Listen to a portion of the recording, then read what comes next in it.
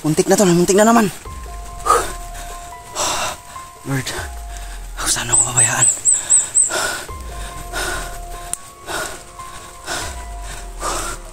Baka nito na ako mamamatay tol.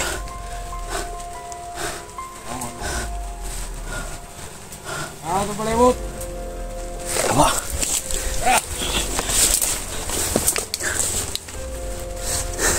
Takot tayo, takot tayo.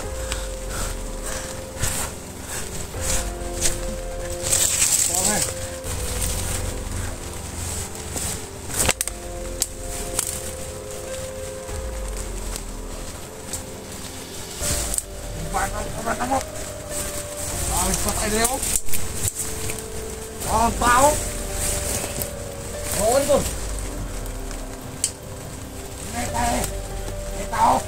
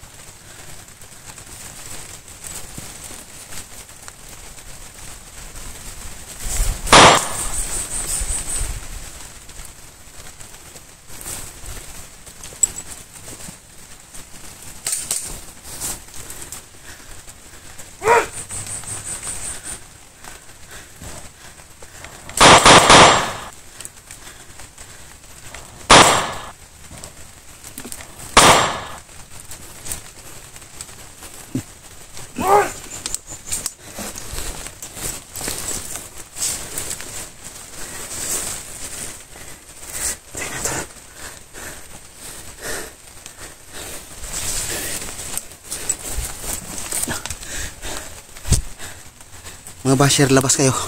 Husgahan nyo ako dito. Sabihin nyo pabaya akong kasama. Kulang naman sa akin mamatay dito. Ngayon, kung kaya nyo husgahan yung sakripisyo ko dito para sa aking kasama, sige, sabihin nyo kung gusto nyo sabihin. Tanggapin ko yan. Pero yan lang doon sa magandang mga viewers. Hindi yung maganda yung mukha, yung maganda yung sinasabi tol. Nakakatibay ng loob. Sana doon na sila sa baba, oh. Parang papunta doon. Hanap tayo. Doon pa sa tol. Hanapin natin mapagtaguan.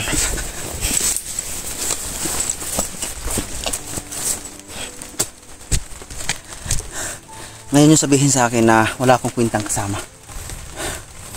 Tataya akong buhay ko dito tol sa aking kasama. Kasama ko pa yan noon pa si 44. Alam nyo yan, kahit saan kami.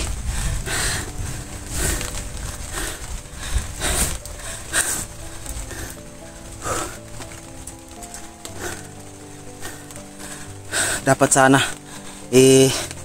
cheer up tayo, cheer up nyo tayo para kahit paano magkaroon ng lakas loob lumaban. Yung iba tol nakakapanghina ng loob. Sasabihin ko yung totoo tol.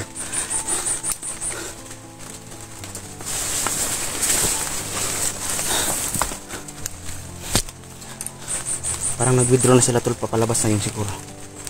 Nagpaputok ng marami. Ngayon natrap ako dito. Sige, ikaw na basher, ikaw na nag-bash. Punta ka dito sa akin. Tulungan mo ko. Yung iba nanonood, maganda naman yung comment tol. Meron lang talaga, merong iba dyan mamamatay lang tayo dito. Tinitiis ko yung hingal ko. Alam nyo naman ha, mahina po yung puso natin, pero sinusugal ko dito yung buhay ko. Ganyan lang yung sasabihin nyo sa akin.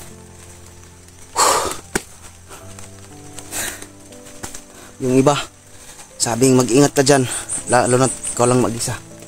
Habang yung iba naman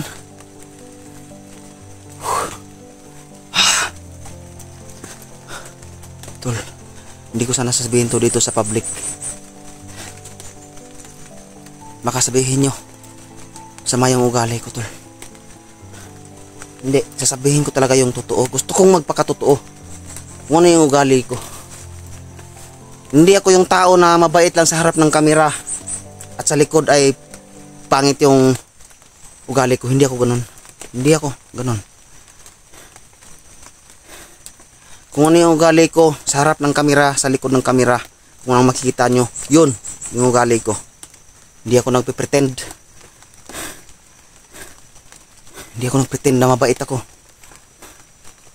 Kaya tol, sinabi ko to sa inyo, yung tungkol dun sa nagbaba sa akin. Na iniwan ko raw si 44, kaya yun yung nangyari.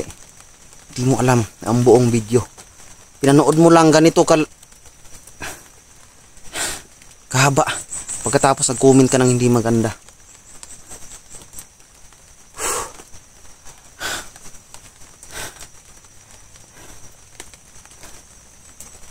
Kaya mega love shout out po sa mga solid natin na supporters na sumusuporta talaga. Doon ako humanga sa inyo. Kahit ano yung pinagdaanan natin, tol, andyan pa rin kayo. Although meron tayong pagkakamali. Pasensya na sa nasabi ko kanina, tol. Dala yun ng nararamdaman ko. Na gusto ko sana rin malaman ninyo kung ano yung nararamdaman ko sa tuwing nakikita ko yung ano. Nung time na nababasa ko yung mga comment na hindi talaga maganda. Nakakahina ng loob, tol. Totoo lang. Sana ipag ano pa nga tayo ninyo, pagdasal o i-cheer up ba na idol, laban lang kahit ikaw lang mag-isa dyan, basta mag-igat ka palagi. Yun sana, ganon. Yung iba, pwede naman siguro na hindi na lang mag-comment. Kung hindi nyo gusto yung video, skip nyo na lang.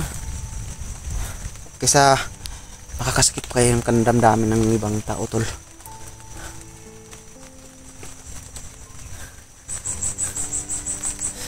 Dito madali, dito sa bundok, ulan, init, pagod, gutom. Yun, kung alam nyo lang. Kung ako lang siguro yung nanonood, maganda yung buhay nandun sa magandang tirahan, hindi ganito. Siguro manonood ako pagkatapos kung ano yung masasabi ko dun sa video na yung maganda naman. Hindi yung dito maraming pwede tayong madisgrasya dito, ahas o kaya ano, pwede tayong anong ditong ulan, magkasakit, tol. Totoo lang.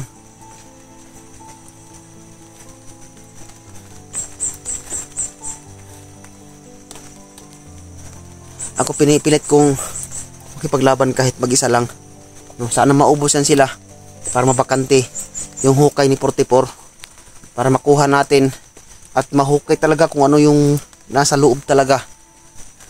Gusto kong makita. Gusto kong balikan yon. Kaya pilit ko silang kung isa-isahin kung maaari, tol. No? Tumakbo ako dito sa malayo para habulin nila ako, makalayo sila doon. At pilit na babalikan ko talaga. Kaya sana abangan nyo bawat upload ng ating video. Kahit mahirap, tol, titiisin ko. Kahit ano pa yung sinasabi nyo dyan, mga negatibo, tanggapin ko yun, tol. Wala akong magawa. Opinion yun. Opinion nyo yan. Kaya maraming salamat dun sa nagko-comment ng nakakapatibay ng antol. Nakakatibay ng loob.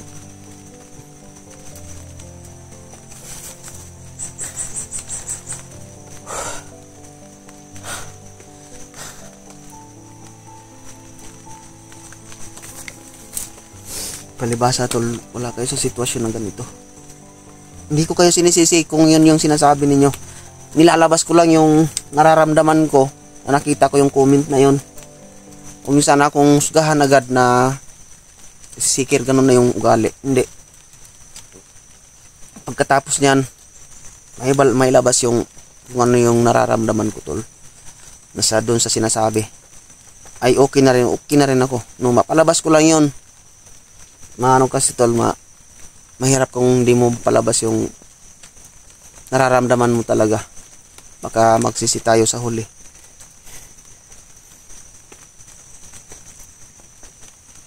Kaya minsan nawawalan ako ng gana magbasa doon sa mga comment.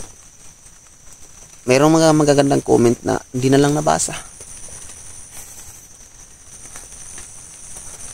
May nag-PM kasi sa akin, huwag mo nang basahin yung mga comment, huwag mo nang pansinin yan. Pero hindi pwede kasi. Nandun sa mga comment yung mga suggestion tol, kung saan tayo dadaan, anong dapat natin gawin. Ganon sana yung gusto kong makita ng mga comment tol. Hindi yung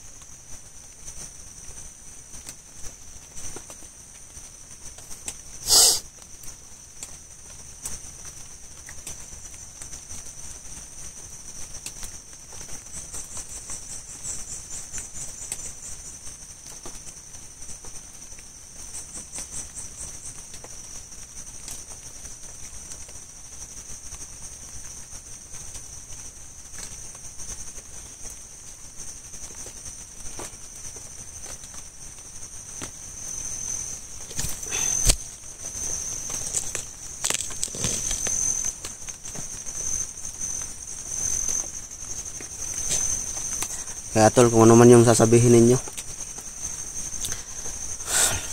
bahala na kayo dyan. Basta ako tuloy yung paghahanap ko sa kasama ko tol. Mabuhay mayan, no patay na, ay tuloy pa rin, tutuloy ako, no? Kahit anong sabihin nyo dyan, wala akong pakialam. Bash nyo man ako, kung ano man.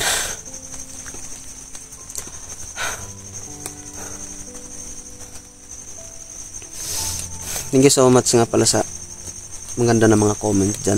Shoutout po sa inyong lahat. Ako po ay taos pusong nagpapasalamat at humahanga. Sa inyo ako humahanga tol. Siyempre, yun nga, sana sa inyo pa ako kumukuha ng lakas.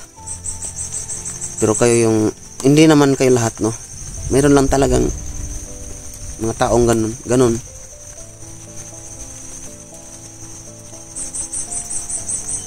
Kakaroon pa tayo ng lakas na lumaban, pero doon dahil sa mga comment ay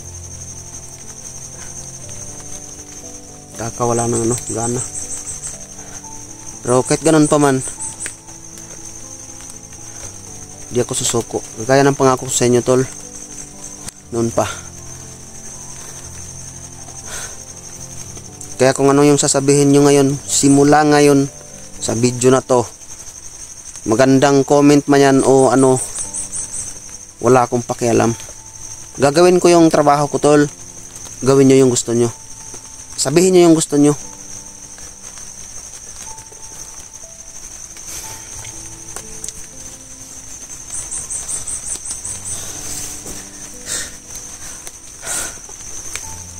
Ngayon, ako naman yung hihingi sa inyo ng pasensya.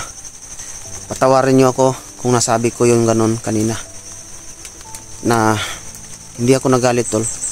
Ganun lang yung nararamdaman ko ba, gusto ko lang ipalabas. Gusto lang sabihin sa inyo na yun yung nararamdaman ko doon sa mga sinasabi na comment. Pero okay na ako tol. Sana mapatawad nyo ako. Tuloy tayo sa paghanap. Tuloy tayo sa pagkikipaglaban. Patay o buhay, lalaban ako tol.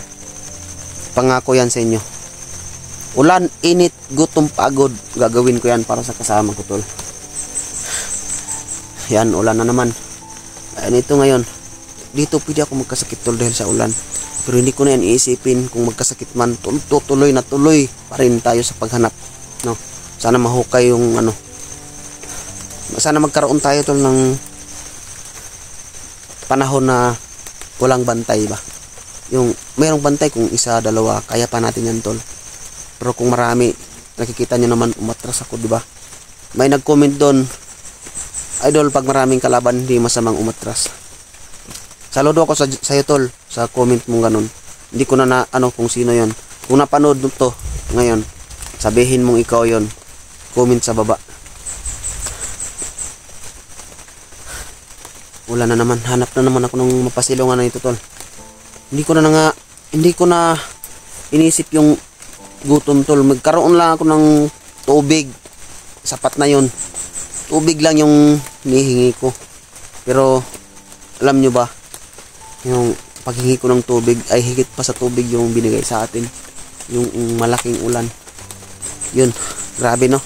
Grabe pag yun bang pinagdasal natin na sana mayroong tubig. Pero hindi lang ganun yung binibigay. Ulan pa.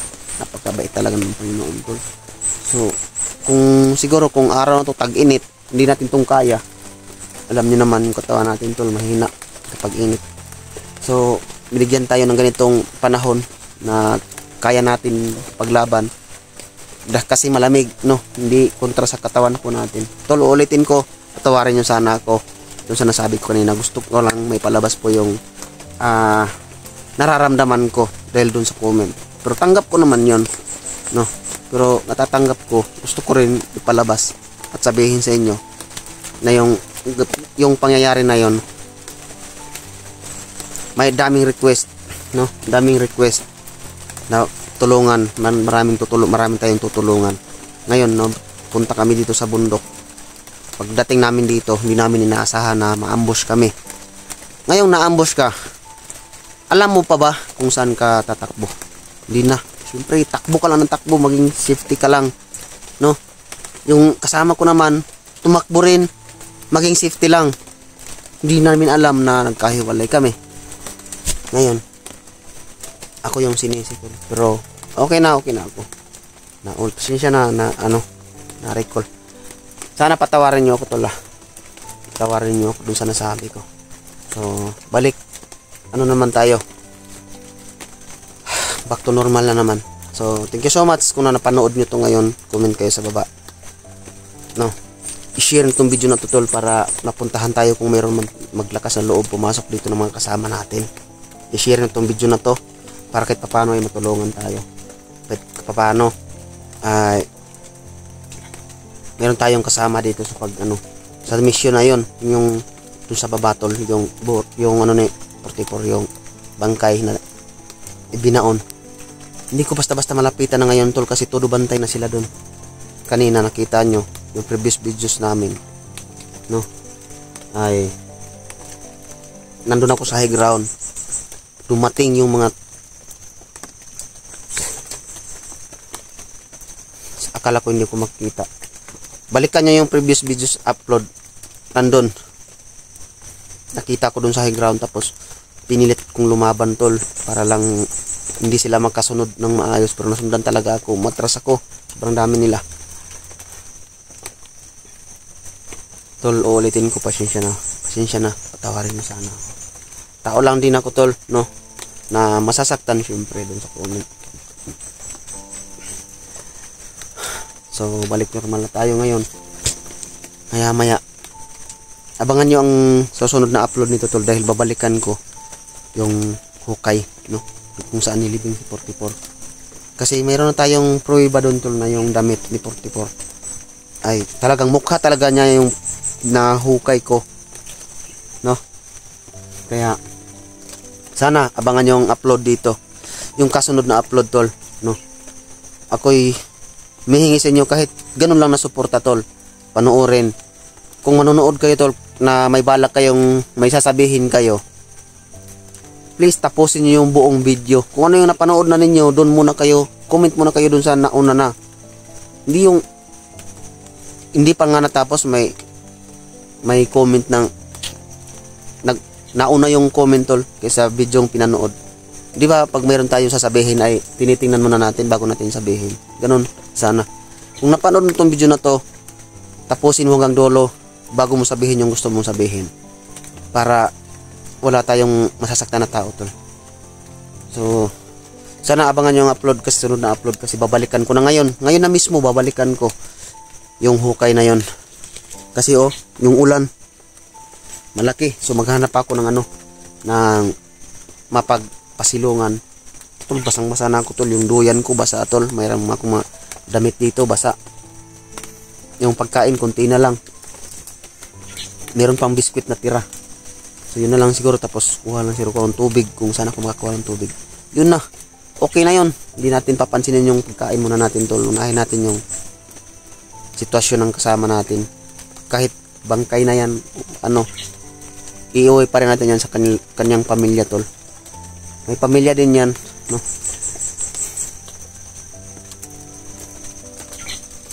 Siguro dito lang siguro yung video natin. Hindi lang ako magbibideo tol kung saan ako papunta doon sa mapagtaguan ko. Kung meron man akong mapasilungan na pwedeng pagtalian ng duyan. Para doon ko muna ilagay yung mga basa kong damit. Tapos agad-agad babalikan ko yung hukay. So abangan nyo ang karugtong ng upload ng ating video.